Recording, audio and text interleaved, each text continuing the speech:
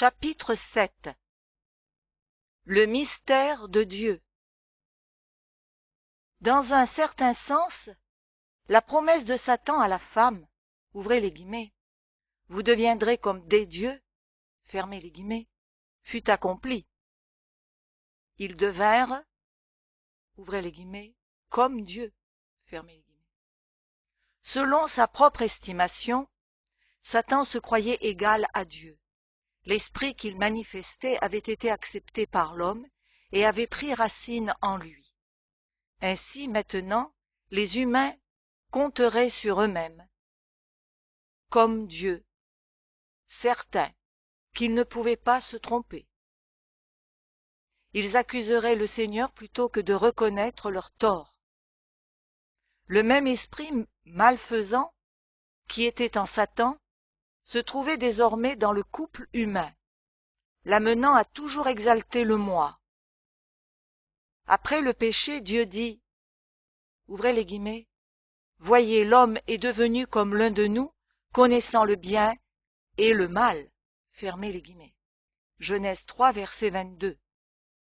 L'homme n'était pas devenu comme Dieu dans la vérité et la droiture, mais dans la connaissance du mal.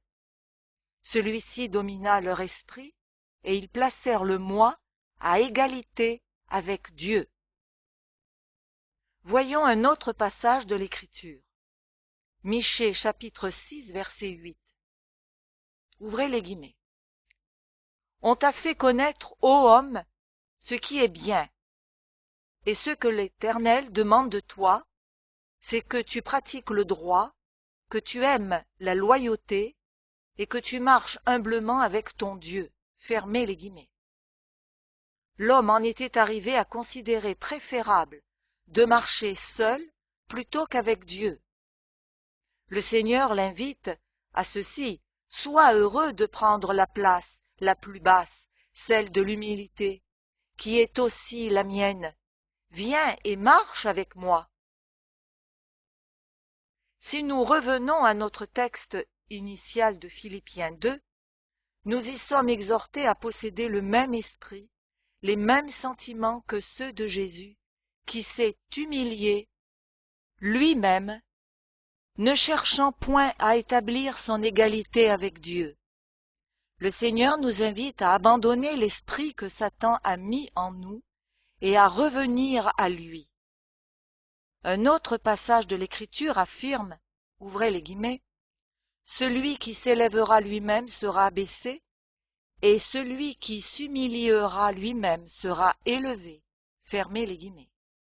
Laissons pénétrer en nous cet esprit qui est celui de Jésus-Christ lui-même. Mais l'homme ne possédait plus en lui cette force de s'humilier lui-même. Il était incapable de confesser ses fautes et ne pouvait que se trouver des excuses alors qu'il avait complètement tort.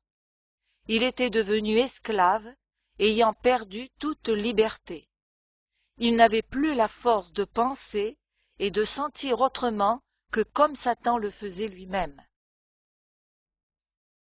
Ainsi l'obscurité recouvrait la terre et les peuples. Cette obscurité était totale, sans rayon de lumière. Mais Dieu ne voulait pas abandonner l'homme dans cette obscurité sans lui donner une autre possibilité de choisir la lumière et la vie. Ce serait seulement s'il refusait obstinément la lumière que Dieu lui proposerait qu'il resterait alors dans les ténèbres impénétrables qu'il avait choisies. C'est pourquoi le Seigneur dit au serpent, ouvrez les guillemets, « Je mettrai inimitié entre toi et la femme, entre ta descendance et sa descendance. » Fermez les guillemets. Genèse 3, verset 15. Par cette déclaration, Dieu déchire le voile de totale obscurité et ouvre une voie de liberté pour les captifs asservis, sans secours, dans les ténèbres. À nouveau, l'homme allait connaître la liberté de choix. Jamais Dieu n'a lié l'homme à lui-même par un asservissement absolu et indiscutable comme le fit Satan. Non, Dieu est à jamais l'auteur de l'intelligence, de la liberté du libre consentement. Même maintenant, il ne peut contraindre l'homme à prendre la voie de la droiture et à la garder. Il replace l'homme dans la position d'un être libre de choisir qui il veut servir. Dieu ou Satan, le bien ou le mal, Christ ou le moi. Et pour quiconque veut suivre Dieu et se soumettre à sa volonté, aucune puissance de l'univers ne peut l'obliger à rester sous la domination de Satan et du péché. Ici encore, Satan se fourvoya. Méconnaissant le véritable caractère de Dieu, il pensait que ce caractère même qu'il imaginait dur et arbitraire éloignerait l'homme de lui. Ainsi les choses tourneraient à son avantage. Il lui semblait qu'une véritable amitié existait entre lui et les hommes pécheurs. Mais au moment où il se félicitait du succès de ses entreprises, il fut surpris et alarmé par ces paroles venant de Dieu. Ouvrez les guillemets. Je mettrai inimitié entre toi et la femme, entre ta postérité et sa postérité. Fermez les guillemets. Ainsi, sa domination serait constamment contestée et certains échapperaient à son joug. Et ces propos furent suivis d'une autre phrase encore plus étonnante. Ouvrez les guillemets. La descendance de la femme t'écrasera la tête et tu lui blesseras le talon. Fermez les guillemets. Il comprit alors que sa cause était en danger. Ce qui lui avait paru acquis, certain, était remis en doute. La défaite était possible. Il perdait du terrain. Une telle situation ne lui était jamais arrivée et il ne pouvait en prévoir l'issue. C'était un mystère. C'est vraiment le mystère de Dieu, cette inimitié, cette haine du mal que Dieu place en chaque personne dès sa naissance. Celle-ci pousse à désirer le bien plutôt que le mal. Et comme cette délivrance du mal ne se trouve qu'en Christ, Romains 7, versets 14 à 25, cette promesse de mettre l'inimitié entre Satan et le genre humain est la promesse de Christ lui-même, le désiré de toutes les nations. C'est le don de la foi à l'homme. Christ est l'auteur et le consommateur de la foi. Hébreux 12, verset 2. Christ demeure dans le cœur par la foi. Il est en nous l'espérance de la gloire, et c'est là le mystère de Dieu. Colossiens 1, versets 26 à 27. Ce mystère de Dieu avait été gardé dans le silence dans les temps éternels. Mais quand les temps furent révolus, Dieu envoya son Fils, né d'une femme sous la loi, pour racheter ceux qui étaient sous la loi, pour que nous puissions recevoir l'adoption en tant que fils. Galates 4, verset 4. C'est alors que furent comprises des choses que les prophètes avaient désiré voir et comprendre, mais n'avaient pu voir et comprendre, des choses, entre guillemets, qui avaient été tenues secrètes depuis la fondation du monde. Fermez les guillemets. Matthieu 13, 35. Dans la tentation de Christ, tous les royaumes du monde et leur gloire lui furent offerts. Mais il ne pouvait les obtenir qu'en adorant Satan, le Dieu de ce monde. Cependant, en contraste, le christianisme n'est pas une domination, mais un service. Lisons dans Matthieu 20, versets 25 à 28. Ouvrez les guillemets. Jésus les appela et dit, « Vous savez que les chefs des nations les tyrannisent et que les grands abusent de leur pouvoir sur elles. Il n'en sera pas de même parmi nous. Mais quiconque veut être grand parmi vous sera votre serviteur, et quiconque veut être le premier parmi vous sera votre esclave. C'est ainsi que le Fils de l'homme est venu, non pour être servi, mais pour servir et donner sa vie en rançon pour beaucoup. Fermez les guillemets. Cette liberté que Christ donne aux siens, c'est la liberté de l'amour qui sert l'autre. La loi de Dieu est accomplie dans cette phrase, ouvrez les guillemets, tu aimeras ton prochain comme toi-même, fermez les guillemets. Galates 5, 14. Christ s'est dépouillé de lui-même pour prendre la forme d'un serviteur. Il a volontairement assumé la nature humaine par son libre consentement. Bien qu'il fût de nature divine, il n'apparut pas comme tel. Il voit là ce qui en lui aurait suscité l'admiration de l'univers. Il marcha sur la terre comme un homme. Il devint pauvre afin que par sa pauvreté nous fussions enrichis.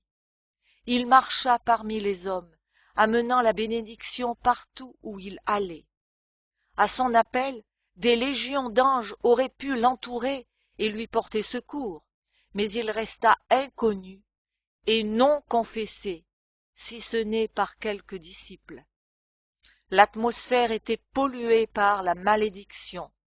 Alors qu'il accomplissait sa mission d'amour et de miséricorde, peu de gens le remerciaient et l'appréciaient. La plupart de sa nation le regardaient comme mépris. Lui qui était habitué à la gloire céleste, entouré de chants de louanges et d'actions de grâce, proclamés par des milliers de voix, il a volontairement renoncé à cela pour devenir un homme mortel. Il aurait pu repousser la mort et la refuser, mais il a offert sa vie sans qu'on doive la lui prendre. C'était un acte consenti pour le salut de l'homme. Il prit le péché du monde, qui roula sur lui comme une montagne. Donnant librement sa vie, il ouvrit à l'homme la porte de l'immortalité. Il ne fut pas contraint à mourir. Ainsi, tout le trésor du ciel fut déversé en un seul présent pour sauver l'homme perdu. La victoire qu'il remporta fut désormais acquise pour tout le genre humain. Quelle merveilleuse condescendance! Il aurait pu lutter contre les situations inhérentes à la nature humaine en déversant un flot de vitalité divine, mais il ne le fit pas et voulut connaître les limitations de l'homme.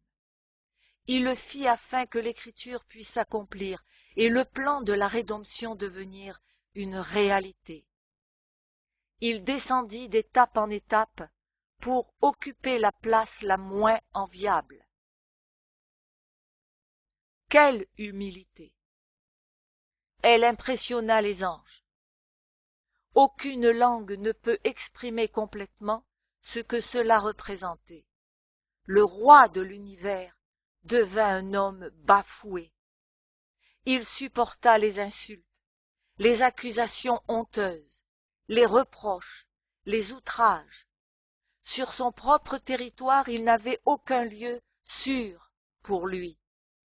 Il devait fuir d'un lieu à l'autre. Il fut trahi par l'un de ses propres disciples, renié par un autre des plus fervents. Raillé, couronné d'épines, flagellé, il dut porter la croix sur ses épaules sanglantes, déchiré par le fouet. Son cœur ne fut pas insensible à ce mépris et à cette ignominie. Pur, saint, sans souillure, il souffrit comme le plus coupable des criminels, mais sa propre souffrance était surpassée par celle qu'il éprouvait pour les hommes perdus qui l'entouraient. Ouvrez les guillemets. Tous ceux qui me voient se moquent de moi. Ils ouvrent les lèvres et hochent la tête. fermez les guillemets, Psaume 22, verset 7. Étant mis au banc des accusés, sa propre famille le renia. Sa mère eut le cœur percé comme par une épée. Cependant Jésus méprisa l'ignominie, regardant au résultat de son sacrifice, non seulement pour son peuple, mais pour le monde entier et même pour tout l'univers créé par Dieu. Christ devait mourir à la place de l'homme, porter la peine de son péché. Ce n'était pas assez que Jésus meure pour satisfaire aux exigences de la loi bafouée. Encore fallait-il qu'il meure d'une mort honteuse à cause de la haine de Satan qui se servait des hommes pour accomplir ses desseins. Ainsi, il fut démontré à l'univers entier où conduisait le principe de l'exaltation du moi face au désintéressement et au sacrifice de Christ. Satan était bien meurtrier dès le commencement, entre guillemets. Il l'avait prouvé au cours du procès de Jésus et à Golgotha. Il accumula les pires sévices sur la tête de celui qui se donnait en pensant d'abord aux autres. Ouvrez la parenthèse. Les paroles qu'il prononça depuis la croix le prouvent, mais Dieu le fit ressusciter des morts. Éphésiens 1, versets 20 à 23. Ouvrez les guillemets.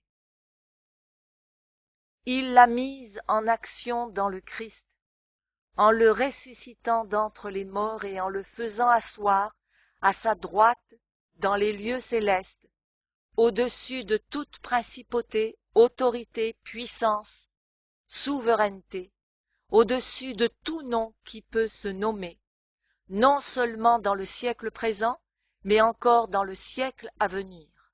Il a tout mis sous ses pieds et l'a donné pour chef suprême à l'Église, qui est son corps, la plénitude de celui qui remplit tout en tous. Fermez les guillemets.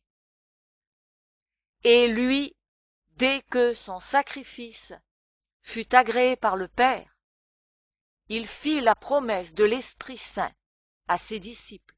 Acte 2, verset 33, Éphésiens 3, versets 16 à 17. Ainsi, ayant connu par Christ le mystère de Dieu, entre guillemets, qui avait été caché dans les âges précédents et qui était maintenant révélé, les apôtres comprirent et firent connaître, jusque dans les pays païens, ouvrez les guillemets, Christ en vous l'espérance de la gloire, fermez les guillemets. Ils prêchèrent les richesses incompréhensibles de Christ, car désormais, les puissances et les principautés dans les lieux célestes participaient pleinement à la réalisation du dessein éternel de Dieu en Jésus-Christ. Les disciples prêchèrent que, par l'Esprit de Christ dans le cœur, chacun serait en mesure d'oublier son moi, de prendre la forme d'un serviteur, obéissant jusqu'à la mort. Satan n'avait rien pu faire pour empêcher le sacrifice de Christ. Celui-ci avait triomphé. Maintenant il s'attaquerait à ses disciples, tout au cours des âges et jusqu'à la fin. L'apostasie pénétra les rangs de l'Église naissante. Des loups entrèrent dans la bergerie, n'épargnant pas le troupeau. Ce mystère de l'iniquité dont parle l'apôtre Paul allait se développer durant des générations. Les deux mystères, le mystère de Dieu et le mystère de l'iniquité, obéissant à deux principes opposés, allaient se combattre pendant des siècles. C'est ainsi que surgit l'institution qui obéit au principe de l'exaltation du moi, la papauté.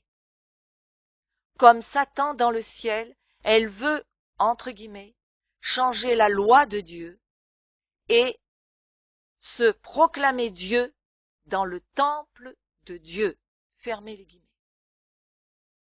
Les événements que nous avons vécus s'ajoutent à ceux du passé pour prouver que la papauté a la prétention de diriger toutes choses et d'être même capable de changer la loi de Dieu. C'est ce qu'elle fit en laissant de côté le second commandement et en modifiant le quatrième commandement. Pour garder le chiffre de 10, elle divisa le 10e commandement en 2 parties. C'est une usurpation de l'autorité divine qui ira en s'accentuant avec le temps. Ainsi, malgré certaines apparences, mélange de vérité à l'erreur, la papauté incarne l'esprit de Satan, qui est l'exaltation du moi, mettant Dieu de côté.